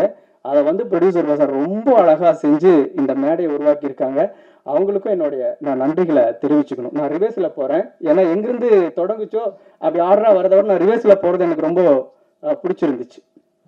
அப்போது அடுத்தது எனக்கு உண்மையிலே அதியமான் சார் மாதிரி நான் கஷ்டப்பட்டு வெங்காயம் படம் முடிச்சுட்டு நான் ஒரு படம் ஆரம்பிக்கணும் அப்படின்னு தொடங்கும் பொழுது நீங்கள் வெங்காயம்னு ஒரு நல்ல படம் பண்ணியிருக்கீங்க, அடுத்ததும் நீங்கள் நல்ல படம் தான் பண்ணுவீங்கன்னு Athiyaman sir, Arthanareeswaran, Omram yoga guruji, Senthil sir, Prema madam, நிறைய பேர் நான் பேர் மறந்துடுவேன். அந்த மாதிரி நிறைய ஒரு நீங்கள் வாங்க, நீங்கள் பண்ணுவீங்க, நல்ல படம் பண்ணுவீங்கன்னு சொல்லிட்டு என்னை வந்து என்கரேஜ் பண்ணாங்க. நான் உங்களுக்கு இந்த இடத்துல நான் ரொம்ப நன்றி சொல்லிக்கிறேன். அது எல்லாத்தையும் தாண்டி மியூசிக் டைரக்டரை பற்றி நாங்கள் சொல்லி ஆகணும். நான் ஒரு இன்டர்வியூவில் சொன்னேன், நீங்கள் இளையராஜா சார்கிட்ட வந்து என்ன மாதிரியான இசை, எப்படி அவர்கிட்ட இசை வெளிப்படுது அப்படின்னா அவருடைய இசை ஞானம் இசையை வெளிப்படுது. ரகுமான் சார்கிட்ட இசை ஞானமும் ப்ளஸ் டெக்னாலஜியும் சேர்ந்து ஒரு இசையை வெளிப்படுது. ஆனால் தாஜ்னூர் சார்கிட்ட பொறுத்த வரைக்கும் அவருடைய நேர்மையும் அறமும் தான் இசையாக வெளிப்படுது அப்படின்னு நான் நம்புவேன் எப்பவுமே. அவர் மாதிரி ஒரு நேர்மையான உண்மையான ஆளு நான் ரொம்ப நாள் இந்த சினிமாவில் எவ்வளவோ ஸ்ட்ரகிளுக்கு அப்புறம் நான் கடந்து வந்திருக்கேன். என்னைக்கு சந்திச்சும் போது அவர் மேலே ஏற்பட்ட ஒரு அபிப்பிராயம் எப்படி இருந்துச்சோ அப்பவும் அதே இத்தனை வருஷம் கழிச்சும் அப்படியே இருக்கு அப்படிங்கிறதே எனக்கு ஒரு பெரிய ஆச்சரியமா இருக்கு. அவ்வளோ ஒரு சிறந்த மனிதர் முதல்ல, அதுக்கப்புறம் மிகச்சிறந்த ஒரு இசையமைப்பாளர். ஏன்னா இந்த படங்கள் தான் தொடங்கி வச்சிருக்கு 2025. நீங்க வேணா நான் இந்த 2024 இறுதியில நான் உங்ககிட்ட ஒரு உத்தரவாதம் கொடுக்குறேன். 2025 ஒரு முக்கியமான அவார்டு வழங்கக்கூடிய ஒரு விருது வழங்கக்கூடிய ஒரு நிறுவனம் ஏதாவது தேர்ந்தெடுக்கும் பொழுது முதல் ஒரு 3 இயக்குனர் இசையமைப்பாளர்கள் பட்டியல கண்டிப்பா தாஜ்னூர் சார் இருப்பார். நான் அவரை அடுத்தடுத்து வச்சிருக்கிற படங்களை நான் வந்து பார்த்துக்கிட்டு இருக்கேன். அதே மாதிரி நம்மளாம் வந்து உண்மையிலே சின்ன வயசுல இருக்கும் பொழுது பாக்யராஜ் சாரோட படங்கள்ல வந்து ஒரு 5-6 சின்ன பசங்கள்லாம் இருப்பாங்க. எப்பவுமே அவரோட படத்துல அவர் கூட இருப்பாங்க, சின்ன சின்ன பசங்கள் இருப்பாங்க. நாங்கள்லாம் இப்போ உட்காந்துருக்கிறது அந்த சின்ன பசங்க மாதிரி தான். அவர் எங்களுக்கு ஒரு இமயமலை மாதிரி தான் எப்பவுமே. சும்மா அவர் இருக்காரு அப்படின்லாம் இல்லை, நம்ம சின்ன வயசுல அவர் எப்படி பார்த்தோம். இன்னைக்கு ராஜ்குமார்னு ஒருத்தன் படம் பண்ணியிருக்காங்க, அதை ப்ரொடியூசர் பசார்னு ஒன்று ரிலீஸ் பண்ணியிருக்காங்க. ஆஹா ஃபைண்டுன்னு ஒரு சூப்பரான ஒரு விஷயம், நல்ல படங்களுக்கு ஒரு பிளாட்ஃபார்ம் அமைச்சு கொடுக்குறாங்க. அப்படிங்கும் பொழுது சரி நமக்கு என்ன இல்லை, நாம வந்து எல்லாம் ஜெயிச்சுக்கிட்டு இருக்கிற ஒரு பெரிய இயக்குனர், நம்ம ஏன் அதை பண்ணணும் அப்படின்னு நினைச்சிருந்தாருன்னா அவர் வந்திருக்கவே தேவையில்லை.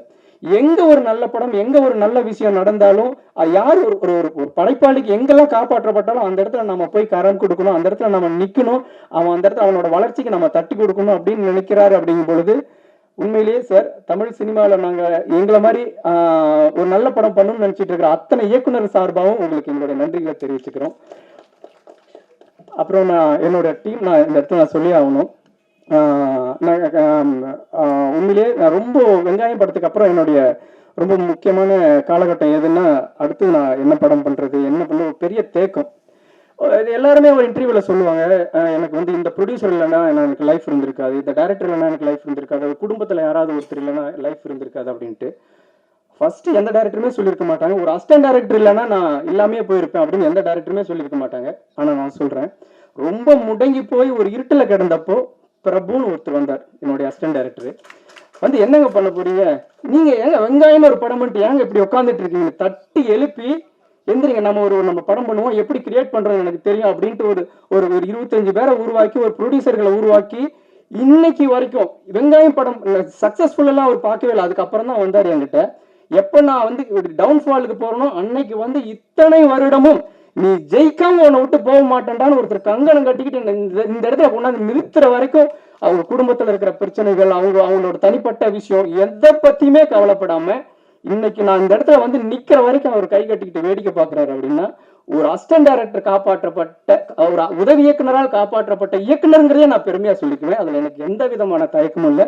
ரொம்ப நன்றி பிரபு. அதே மாதிரி கூட இருந்து ரிலீஸ்க்கு வேலை செஞ்சுட்டு இருக்க முரளி, குப்புசாமி மாதிரியான வாங்க பிரபு, வாங்க பிரபு.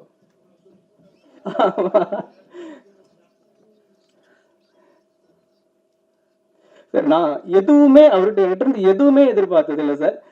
உண்மையிலேயே உங்களுடைய உதவி இயக்குனர்கள்லாம் இன்னைக்கு பெரிய பெரிய ஜாம்பவானா இருக்காங்க.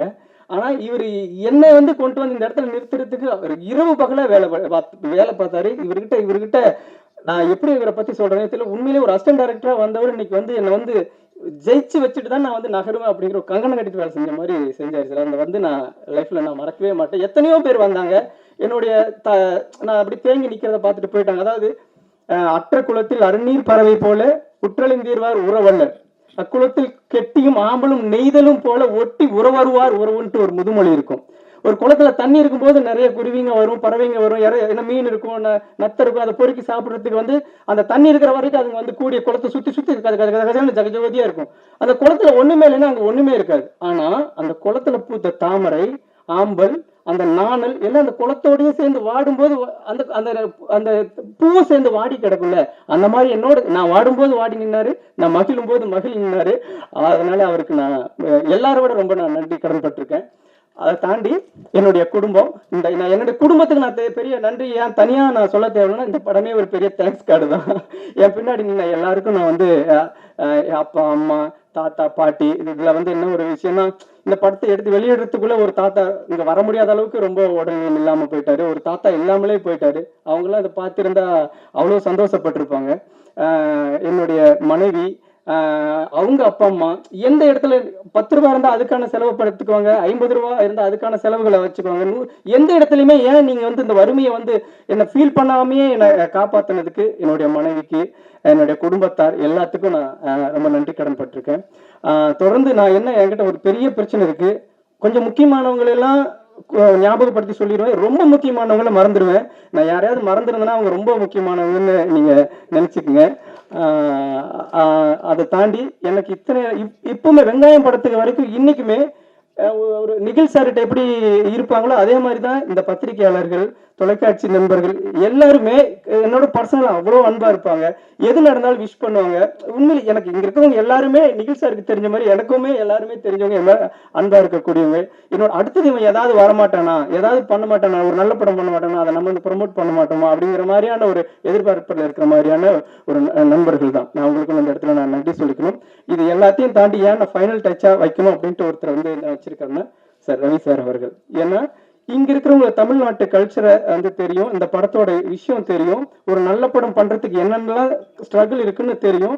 அதே மாதிரி திரு சார் வந்து நான் அவரு கூட ரொம்ப பர்சனலா கனெக்ட் ஆயிருக்கேன். இது எல்லாமே சரிங்க. ஒரு டிசிஷன் எடுக்கக்கூடிய ஒரு இடத்துல ஏங்க இதெல்லாம் கொஞ்சம் யோசிச்சு பண்ணுங்கன்னு சொல்லிட்டா ஒட்டுமொத்த பெரிய ஜேர்னியுமே அங்க வந்து டிஸ்டர்ப் ஆயிரும். ஓகே, இது வந்து நம்ம கை விட்டுறலாம் அப்படின்ட்டு அவங்க வந்து மிஸ் பண்றதுக்கு வாய்ப்பு இருக்கு. சார், நீங்க இருக்கிற உயரத்துக்கு நீங்க தமிழ்நாட்டில் இருக்கக்கூடிய லட்சக்கணக்கான அசிஸ்டன்ட் டைரக்டர்ஸ் இருக்காங்க, ஆயிரக்கணக்கான என்ன மாதிரி நல்ல புது டைரக்டர்ஸ் இருக்காங்க. அவங்க எல்லாமே உங்களுக்கு தேங்க் பண்ணுவாங்க சார். இந்த பிளாட்ஃபார்ம் வந்து நம்ம பிளாட்ஃபார்ம் கூட சொல்லக்கூடாது, இது ஒரு ஃபிளைட்னு தான் சொல்லணும். எங்களை மாதிரியான ஆட்கள் எல்லாம் நீங்க உயரத்துக்கு ஹைட்டுக்கு கொண்டு போய் நிறுத்திருக்கீங்க. ஃபைனல் டச்சா உங்களுக்கு நன்றி சொல்லணும்னு தான் நான் அவங்கள இது வரைக்கும் நான் சொல்லாம இருந்தேன். இந்த படம் நான் ரொம்ப நாள் கழிச்சு வந்திருக்கு. அடுத்து என்னுடைய 2 படங்களும் வரப்போகுது. நான் ரொம்ப நாளா வெயிட் பண்ணிட்டு இருந்தாலும் நல்ல நல்ல படங்களோட தான் நான் உங்களை வந்து சந்திப்பேன். தப்பான படம் பண்ண மாட்டேன். சின்ன படமா இருக்கலாம், எனக்கு இருந்த பொருளாதாரத்தை வச்சு நான் சின்ன படம் பண்ணிருக்கலாமே ஒழிய எக்காரணத்தை கொண்டும் பத்திரிகையாளர்களோட நம்பிக்கை வீண் போகிற அளவுக்கு நான் தப்பான படம் பண்ண மாட்டேன் என்னைக்குமே.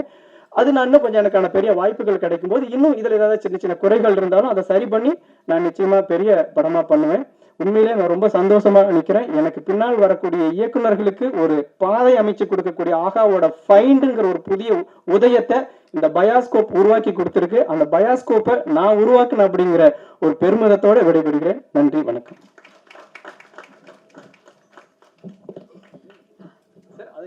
அதே மாதிரி நான் அப்படியே ஆர்டர்ல மறந்துட்டேன், மன்னிக்கணும். நிறைய வேலைகளுக்கு நடுவுல அவர் சொன்ன மாதிரி தான் ஏங்க திரு, ஆமா ஆமா ஆமா அந்த முக்கியமானவங்களை மறந்துடுன்னு சொல்லுங்க. அந்த மாதிரியான ஒரு ஏங்க திரு பேசாம வேற ஏதாவது பாருங்க ஒரு வார்த்தை சொல்லியிருந்தாலும் இந்த படம் வந்திருக்காது.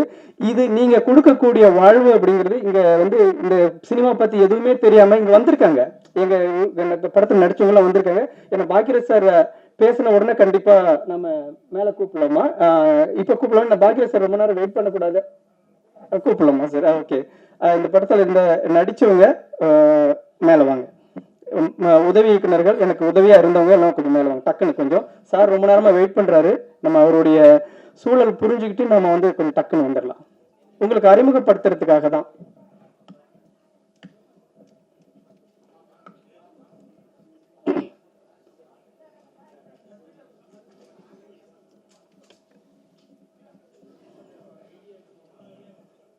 ஆமாங்க சார். அது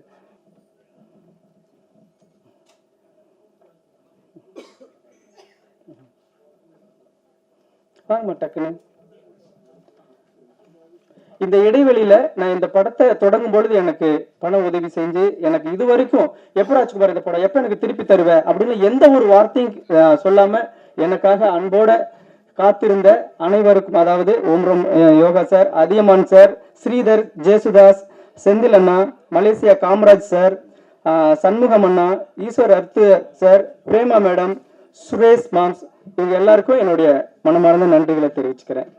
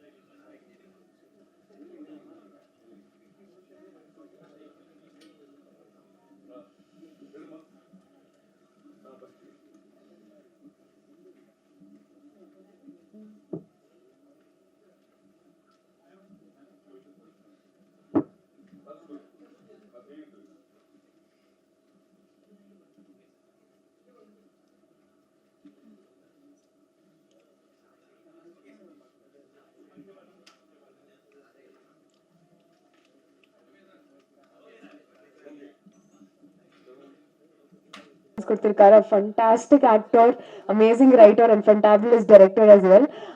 மிஸ்டர் பாக்யராஜ் அவர்களை சில வார்த்தைகள் பேச அழைக்கிறேன்.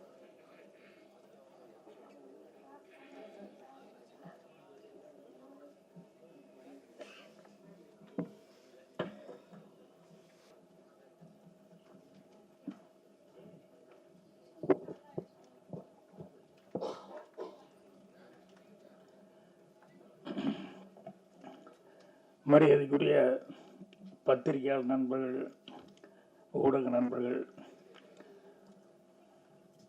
அவங்க எல்லாத்துக்கும் என்னுடைய பணிவான வணக்கம். அதே மாதிரி இத்தனை பார்ட்டிமார்கள்லாம் வந்து நடிச்சுட்டு வந்துருக்காங்க. எவ்வளோ நேச்சுரலாக நடிக்க முடியுமோ அவ்வளோ நேச்சுரலாக. எனக்கு சில நேரங்கள் அதில் வந்து ராஜ்குமார் டைலாக் எழுதினாரா இல்லை அவங்களே சொந்தமாக பேசிட்டாங்களா அப்படிங்கிற அளவுக்கு சந்தேகம் வந்தது. அந்த அளவுக்கு ரொம்ப இயல்பாக வந்து பண்ணியிருந்தாங்க. எல்லாத்துக்கும் மேடையில் இருக்கிறவங்க எல்லாத்துக்கும், முன்னால் இருக்கிறவங்க எல்லாத்துக்கும் என்னுடைய பணிவான வணக்கத்தையும் புத்தாண்டு நல்வாழ்த்துக்களையும் முதலே சொல்லிக்கிறேன். நாளைக்கு ஒரு நாள் தான் இருக்குது, நாளன்னைக்கு. ஸோ இந்த புத்தாண்டில் திரைக்கு, தமிழ் திரைக்கு ஒரு சிறப்பான செய்தி, ஒரு சிறப்பான ஒரு இது நடந்திருக்கு அப்படின்னு சொன்னோம்னா அது வந்து இந்த ஆஹா இவங்க ஃபைண்டுன்னு சொல்லி இவங்க வந்து கிடைச்சதுங்கிறது இருக்க. இதுதான் தமிழ் திரை 2025க்கு வந்து எல்லாருக்குமே ஒரு ஒரு பிரைட் ஃப்யூச்சர் தெரியுது அப்படிங்கிற லெவலுக்கு இவங்க வந்ததுங்கிறது வந்து சினிமாவை நோக்கி வரக்கூடிய இளைஞர்கள் எல்லாத்துக்குமே மிகப்பெரிய உதவியாக இருக்கும். அதனால் அவங்களுக்கு ஸ்பெஷல் தேங்க்ஸ் வந்து நான் சொல்லிக்கிறேன். ஏன்னா நான் ஆஹா டீம் அப்படின்னு சொல்லி சொன்னோடனே தமிழ் எங்கே கரெக்டாக பேசுவாங்களா இல்லையா அப்படின்ட்டு இருந்தால் கவிதா வந்து ரொம்ப பிரமாதமாக பேசினாங்க. நிறைய உதாரணங்கள் எல்லாம் வேறு சொன்னாங்க. நிறைய பூ பூத்தது அவங்க சொல்லும்போது. நான் அடிக்கடியோட மீட்டிங்கில் சொல்லுவேன், எல்லா பூவாசமும் வந்து காற்று எப்படி வீசுதோ அந்த டைரக்ஷனில் தான் போகும். அந்த பூவாசங்கிறது ஒரே ஒரு பூவாசம் மட்டும் காற்று வீசுகிற திசைக்கும் எதிர்த்து போகும் அப்படின்னு சொல்லிட்டு சொல்லுவேன். என்னென்னா அந்த பூ ஒரு மனிதனுடைய நட்பண்பு அப்படின்னு சொல்லிட்டு சொல்லுவேன். அந்த மாதிரி இவங்க வந்து சினிமாவில் எல்லாருமே கொஞ்சம் கமர்ஷியல் மைண்டு, போட்ட காசு எடுக்கணும். ஏன்னா அவங்க அதில் தானே இருந்தாங்க. மறுபடியும் அதனால் எல்லாத்துக்கும் அந்த பயங்கிறது இருக்கும், அந்த பொறுப்புணர்ச்சி, அந்த டென்ஷன் எல்லாமே இருக்கும். பட் இவங்க வந்து இதை வந்து ரிஸ்க் எடுத்து பரவாயில்ல, என்கரேஜ் பண்ண, இந்த மாதிரி ஆட்களை என்கரேஜ் பண்ணால் நல்லது அப்படிங்கிற மாதிரி சொல்லி அவங்க வந்து ஆஹா ஃபைன் அப்படிங்கிறது இன்றைக்கி ஆரம்பிச்சது. உண்மையிலேயே ரொம்ப ரொம்ப ராஜ்குமாருக்கு மட்டுமல்ல, சினிமாவை நோக்கி வரக்கூடிய எல்லா இளைஞர்களுக்குமே வந்து அது மிகப்பெரிய ஒரு உதவியாக இருக்கும். அதனால் தமிழ் திரையுலகம் சார்பாகவே நாங்கள் வந்து மனமார்ந்த நன்றியை வந்து தெரிவிச்சுக்கிறேன். தாஜ்னூர் அவருக்கு ஸ்பெஷல் தேங்க்ஸ் சொல்லிக்கிறேன். என்னென்னா, இந்த படத்தை வந்து பார்க்கணுன்னு அவர் தான் எனக்கு ஃபோன் பண்ணி, வர்ற வரைக்கும் எனக்கு தெரியாது, ஆனால் வர்ற வழியில் தான் படத்தினுடைய பேர் என்ன அதுங்கிறது நான் அதுக்கப்புறம் தெரிஞ்சுக்கிட்டேன். அவர் இந்த படத்துக்காக அவர் வந்து எவ்வளோ ஸ்ட்ரெயின் பண்ணியிருக்காரு அப்படிங்கிறதெல்லாம் ராஜ்குமார் சார் சொன்னாப்புல. அவர் சொல்லும்போது சொன்னார், இந்த படத்தில் எனக்கு எப்படி மியூசிக் பண்ணுறது அப்படிங்கிறதே கொஞ்சம் கன்ஃபியூஷனாக இருக்குது அப்படின்னு சொல்லிட்டு. சில நாட்கள் அப்படி வரும். எப்படின்னு விஸ்வநாதன்னே ரீரிகார்டிங் வாட்சிட்டு இருக்கும்போது திடீர்னு ஒரு இடத்துல நிறுத்திக்கிட்டார். தம்பி, ஒரு சின்ன கன்ஃபியூஷனாக இருக்குது, என்ன பண்ணுறதுன்னு தெரியலையே, என்னென்ன அப்படின்னு. இல்லை, அந்த கேரக்டர் அழுதுட்டு இருக்கான், அவங்க அம்மா செத்து போச்சு, ஆனால் நீங்கள் பேசுகிற டைலாக் வந்து எல்லோரும் மியூசிஷியன்லாம் கைதட்டி ரசிக்கிறான், சிரிச்சுக்கிட்டு இருக்கான். நான் அந்த அழுகிற கேரக்டருக்கு மியூசிக் போடுறதா, சிரிக்கிற கேரக்டருக்கு மியூசிக் போடுறது, எப்படி போடுறதுன்னே தெரியல எனக்கு அப்படின்னு சொல்லிட்டு அந்த நாட்டில் முக்கியமான ஒரு இடத்துல வந்து அவன் நிறுத்திட்டு கேட்டார். அப்போ நான் ரெண்டுக்கும் சேர்ந்த மாதிரியே போடுங்க, ரெண்டுக்கும் வயா மீடியா இருக்கிற மாதிரி போடுங்க அப்படின்னு சொல்லி அந்த இடத்துல அப்புறம் மாமா ரீரிகார்டிங் பண்ணியிருந்தார். சில நாங்களில் காமெடின்னா காமெடிக்கு வந்து தனியாக வாட்சிட்டு போயிடலாம், பேத்தாஸு லவ்வோ அது இதுக்கு அந்தந்த மூடுக்கு பண்ணலாம். இப்போ என் படங்களில் அதெல்லாம் மாறி மாறி வந்துடும். திடீர்னு சிரிச்சுக்கிட்டே இருக்கிற மாதிரி இருக்கும், டக்குன்னு லேசாக ஒரு சென்டிமெண்ட் வந்துடும். அப்புறம் சென்டிமெண்ட் சீனாக இருக்குன்னு நினச்சிட்டு இருக்கும்போது திடீர்னு வந்து காமெடி அப்படிங்கிறது வரும். ஸோ ராஜ்குமார் வந்து இந்த படத்தில் வந்து பெஸ்ட்டு சமாச்சாரமாக என்ன அப்படின்னா, அவருடைய ரியல் லைஃப்லேயே என்னென்ன பட்டாரோ அதை பூரா சீனாக பண்ணிக்கிட்டாரு. அதில் அந்த பாட்டி மாறவங்க எல்லாம் வந்து நடிக்க வச்சதுங்கிறது இருக்க, அது ஒரு பெரிய விஷயம். அவங்கெல்லாம் வந்து, ஏன்னா எனக்கெல்லாம் வந்து சினிமாக்குள்ளே வரும்போது எங்கள் பாட்டி இதெல்லாம் செப்பத்திக்கினே கூட்டு அப்படிம்பாங்க. என்னன்னா, சினிமான்னா அது பிடிக்காது, அதுன்னா அதெல்லாம் மனுஷன் செய்கிற வேலையாங்கிற மாதிரியே வந்து சினிமா மேலே இருக்கிற ஆர்வம் வந்து பார்க்குறதுக்கு ஓகே ஒழிய அதுக்கு ஒருத்தர் போகிறான்னு சொன்னோம்னா ஒத்துக்கவே மாட்டாங்க. எங்கள் அண்ணன் எல்லாருமே பெல்ட் எடுத்துக்குவாங்க. நான் இது எல்லாத்தையும் தாண்டிக்கிட்டு எனக்கு இதுதான் வேணும் அப்படின்னு சொல்லிட்டு நான் வந்ததுக்கப்புறம் அப்புறம் எங்கள் பாட்டியிலேருந்து எல்லாருமே சமரசமாயிட்டாங்க. எங்கள் அண்ணன் என்ன எல்லாருமே சமரசமாயிட்டாங்க. அதுக்கப்புறம் படம் எடுக்கும்போதெல்லாம் அவங்க வந்து பார்த்துட்டு ரொம்ப ஒவ்வொருத்தரும் ஒவ்வொரு மாதிரி கமெண்ட் கொடுப்பாங்க. சின்ன வீடு பாட்டுக்கிட்டு எங்கள் பாட்டி என்னை திட்டிடுச்சு, ஏறா படம் அப்படின்னு.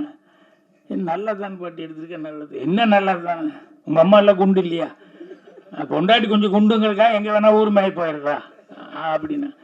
படத்தில் நான் நடிச்சிருக்கிறேன் அப்படிங்கிறது தான் அவங்களுக்கு தாக்கம். நான் தான் கதை எழுதுனேன், நான் தான் டைரக்ஷன் பண்ணிக்கிறேன் அப்படின்னு சொல்லி அது அவங்களுக்கு இதே கிடையாது. நீ நடிகனாக வந்து கரெக்டாக இல்லை, வைஃப் இருக்கும்போது நீ எப்படி அது கொஞ்சம் குண்டுங்கிறதுக்காக எப்படி நீ இப்படியெல்லாம் பண்ணலாம் இப்படின்னா அவங்களுக்கு புரிய வைக்க முடியல என்னால். அதோடு நிறுத்திருந்தா பரவாயில்ல, அடுத்த தடவை எடுக்கிறதுக்கு முன்னால் முதல்ல என்கிட்ட கதையை சொல்லு அப்படின்னு எங்கள் பாட்டி. அந்த மாதிரி ராஜ்குமார் கதையை சொல்கிறதுக்காக நிறைய இடத்துக்கு போவார் இல்லையா. நான் வந்து முதல் கண்டிஷனே சினிமா எடுக்கும்போது, டைரக்ஷன் பண்ணும்போது என் ப்ரொடியூசர்கிட்ட முதல் கண்டிஷனே, நான் யாருக்கிட்டையும் போய் கதை சொல்ல மாட்டேன், அதுக்கு சம்மதம்னா நான் டைரக்டரை ஃபிக்ஸ் பண்ணுங்கள், இல்லை ஃபைனான்சியர் வர்றாரு, டிஸ்ட்ரிபியூட்டர் வர்றாரு, இவங்க வர்றாங்க அவங்க வர்றாங்கன்னு சொன்னோம்னா அவங்ககிட்டலாம் கதை சொன்னேன். என் மேலே நம்பிக்கை இருந்தால் என்னை டைரக்டராக போட்டு எடுங்க, ஆனால் நான் யாருக்கிட்டையும் வந்து கதை சொல்ல மாட்டேன். படம் வந்து கடைசியில் பார்க்க சொல்லுவேன், படம் வந்து நம்பிக்கையாக அவங்களுக்கு பார்க்குற அளவுக்கு இருக்கும் அப்படின்னு சொல்லிட்டு. அது அது வந்து ராஜ்குமார்லாம் அப்படி சொல்லியிருக்கிறதுக்கான வாய்ப்பு இல்லை, தேடிக்கிட்டு தான் போயிட்டு இருந்தேன். எனக்கு அந்த வாய்ப்பு என்னென்னா, எங்கள் டைரக்டனுடைய படம் 3 படமும் கண்டினியூஸாக சக்ஸஸ் ஆனதுனால எனக்கெல்லாம் வந்து அந்த நம்பிக்கைங்கிறது வந்துருச்சு. நம்பிக்கை வந்தாலும் கூட அதுக்கு வந்து ஆட்கள், இப்போ அவர் சொல்லிட்டு இருந்தார் இல்லையா, இப்போ அதிகமான என்கிட்ட பேசும்போது சொல்லிட்டு இருந்தார், அவர் சியாட்டில் என்ன மீட் பண்ணது, ஃபோட்டோ எல்லாம் காமிச்சு, நான் தமிழ் சங்கத்துக்கு போனதெல்லாம் சொல்லிக்கிட்டு இருந்தார். அவர் வந்து எவ்வளோ தூரம் வந்து இவருக்கு ஹெல்ப் பண்ணணும் அப்படிங்கிறதுக்காக வந்து அவர் ஆட்களை எல்லாம் பிடிச்சி இண்டிவிஜுவலாக வந்து ப்ரொடியூசர்களை எல்லாம் அவர் கரெக்ட் பண்ணிக்காரு அப்படிங்கிறது பெரிய சமாச்சாரம். அப்புறம் பஜார் நம்ம திருநாவுக்கரசு அவர்கள் இந்த படத்தை அவங்ககிட்ட எப்படியாவது காமிச்சு அவங்கள வர வைக்கணும் அப்படிங்கிறத வந்து அது எவ்வளோ சிரமப்பட்டு அவங்கள வந்து இந்த படம் பாருங்க அப்படின்னு சொல்லி. ஸோ அது உண்மையிலேயே சினிமாவில் இருக்கிறவங்க நான் சொன்ன மாதிரி வந்து கமர்ஷியல் மைண்டாக தான் பார்ப்பாங்க. என்னென்னா போட்ட காசு வருதா, அதுக்கு உத்தரவாதம் இருக்கா அப்படிங்கிறத எல்லாருமே பார்ப்பாங்க. நல்ல படம் எடுத்தால் கூட சில நேரங்களில் வந்து கையை கடிச்சிச்சுன்னா என்ன பண்ணுறது அப்படிங்கிறதுனால இது ஜனங்கிட்ட போகுமா போகாதா அப்படிங்கிற ஒரு குழப்பம் இருக்கும். ஜனங்கிட்ட போகிறது அப்படிங்கிறது போனால் தானே தெரியும் அது நல்லா இருக்கா இல்லையாங்கிறது, போகாமையே எப்படி தெரியும். ஸோ அதனால் இது வந்து அவங்க வந்து அந்த பாட்டி இவங்கெல்லாம் வந்து நடித்தது, அந்த ரியலாக இருக்கக்கூடிய சில ப்ராப்ளங்கள் அதெல்லாம் வந்து பார்த்துக்கிட்டு அந்த கதையோடு ஒட்டி வந்து இவங்க பார்த்து இல்லையே அது நல்லதான் இருக்குது, அங்கங்கே சிரிப்பு இருக்குது, அங்கங்கே சென்டிமெண்ட் இருக்குது அப்படின்னு சொல்லிட்டு இது எல்லாமே வந்து இந்த ஆஹா டீம் வந்து பார்த்து செலக்ட் பண்ணுறதுங்கிறது இருக்குது, அதுதான் கிரேட்டு. அதனால தான் வந்து இந்த ஆஹா ஃபைண்டுங்கிறதுல ஃபஸ்ட்டு படமாக வந்து ஒரு நல்ல படம் பயோஸ்கோப்புங்கிற ஒரு படத்தை வந்து ஃபஸ்ட்டு படமாக செய்கிறாங்க. அந்த ஃபஸ்ட்டு படமாக செய்கிறது அளவுக்கு படமும் வந்து ராஜ்குமார் வந்து நல்லா சிரமப்பட்டு அந்த ரியல் லைஃப்பில் இருக்கிற கேரக்டர்ஸே எல்லாத்தையும் பிடிச்சி போட்டு பண்ணனா. ஏன் சோகதைகள் அந்த பாட்டில் பார்த்தா முன்னால் எல்லாம் அழுதுட்டு இருக்கிற பாட்டியெல்லாம் இருக்காங்களே, எல்லாமே ஒரிஜினலாக அந்த ஊருக்காரங்க. கூப்பிட்டு என்ன பண்ண பாக்கியம் அப்படின்னா, ஒன்றும் இல்லை கொஞ்சம் கொஞ்சம் கொஞ்சம் அப்படியே அழுதுட்டு உட்காந்துருக்குன்னு நீங்கள் முன்னால் அப்படின்னா, எதுக்கு அழுகிறதுன்னு, எப்படி அழுகிறதுன்னு கேட்டால், ஒன்றும் இல்லைங்க கண்ணில் போட்டோம்னா எரிச்சலாக அதுலேயே வந்து அழுதுட்டு உட்காந்துருங்கன்னு சொல்லி கிளிசரின் கொஞ்சம் குடியா எல்லாத்துக்குன்னா, ஐயோ ஐயோ இது என்னத்தை போட்டு இது இவ்வளோ தூரம் எரியுதுன்னு, பேசாமல் உட்காந்து அப்படியே பாருங்கள் நாங்கள் பாட்டு பாடுவோம் அப்படின்னு சொல்லிட்டு. ஸோ அந்த அந்த மாப்பிள்ளைக்கு தோழனா வந்தவனை வந்து கூப்பிடுறது, ஏப்பா ஒரு நல்ல பையனாக கூப்பிட்டு வர்றது இல்லையா, மாப்பிள்ளை இப்படியா கூப்பிட்டு வருவாங்களேன்னு சொல்லி சொல்லுவாங்களே, அதெல்லாம் வந்து ரியல் கேரக்டர். இப்போ நான் கோபிகா தான் மறுபடியும் ஷூட்டிங்கு போகும்போது அடுத்த ஜென்ரேஷன் இவங்கெல்லாம் வந்திருப்பாங்க இல்லையா, அவங்களுக்கு அந்த குழந்தைகள்லாம் பார்த்ததில்லை. சினிமாவில் வந்து இப்போ அங்கே வில்லேஜுகளில் சில நேரங்களில் ஃபோட்டோ கூட எடுத்து வச்சுருக்க மாட்டாங்க. இப்போ இந்த படம் வந்து பார்க்கும்போது அந்த பாட்டு போட்டோம்னா இதே இதுதானே அவங்க அப்பத்தவங்க அவங்க இவங்கன்னு சொல்லி எல்லாம் காமிக்கிறது இருக்கு, அதில் அவ்வளோ ஒரு சந்தோஷமாக அவங்க வந்து காமிச்சிக்கிட்டு இருப்பாங்க.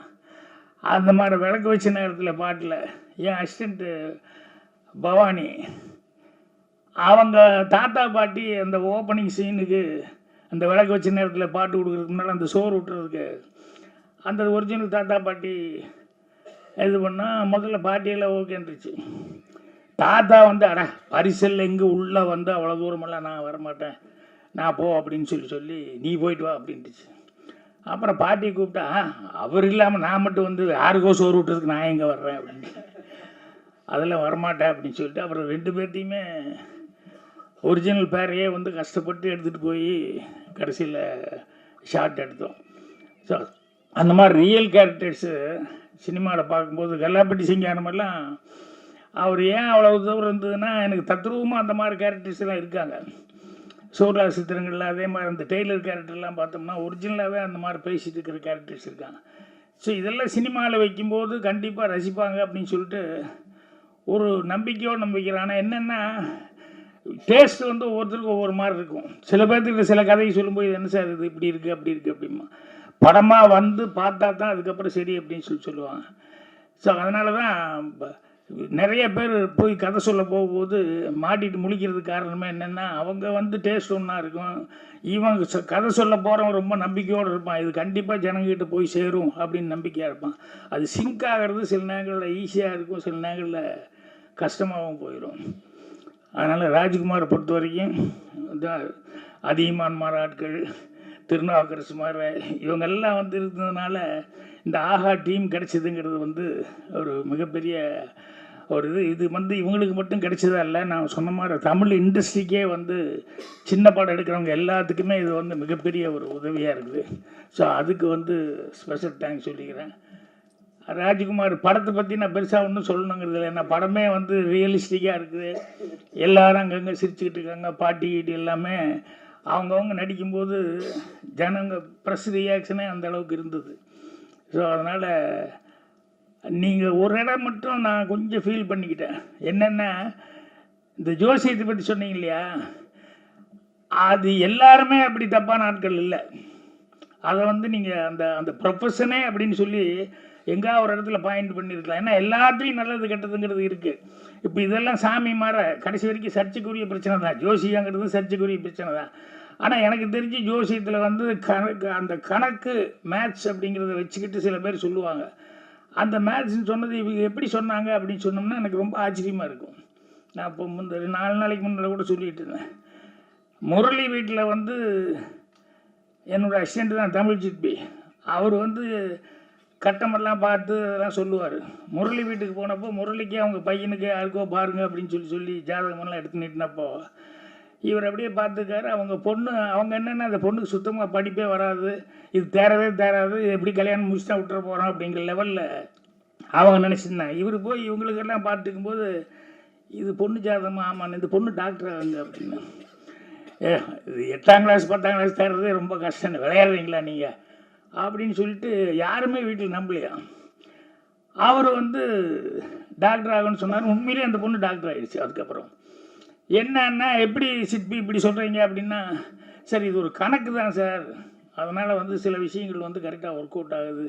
நான் ஒரு 2000-3000 ஜாதகம் பார்த்துக்கிட்டு அதுக்கப்புறம் சொன்னேன்.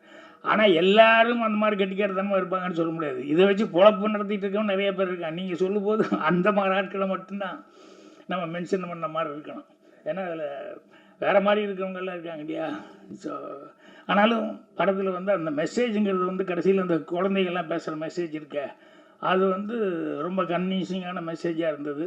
தப்பு பண்ணுறவங்க எல்லாருமே இதனால் எத்தனை பேர்த்துக்கு ஒரு இது அப்படின்னு சொல்லிட்டு அதே மாதிரி அந்த இடமும் அவங்க சொல்லும்போது எவ்வளோ கஷ்டப்பட்டுருந்தாலும் அந்த பொண்ணு வந்து கல்யாண பொண்ணு வந்து அவருக்கு நான் நன்றி சொல்லணும் அப்படின்னு சொல்லிட்டு மைக்கில் சொல்லும்போது உங்கள் ரியாக்ஷன் அதெல்லாம் உண்மையிலேயே ரொம்ப டச்சிங்கான விஷயங்கள்.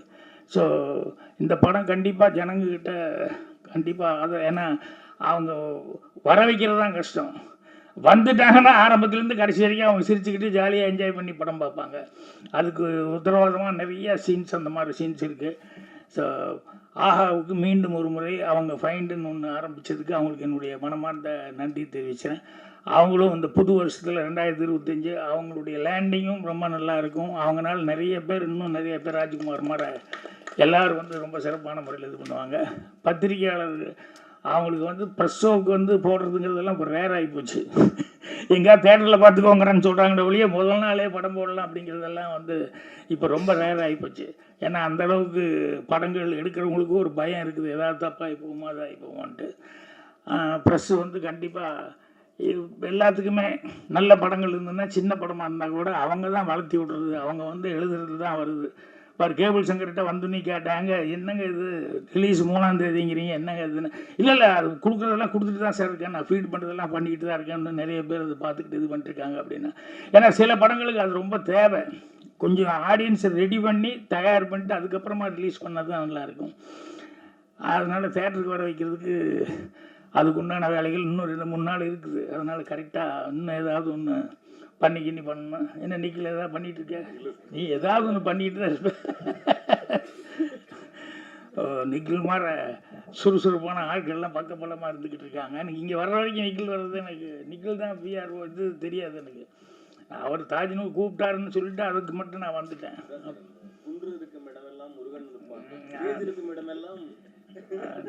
துணி மாற்றாம அதே துணி நிற்கிறாரு, எனக்கு அதுதான் டவுட்டு.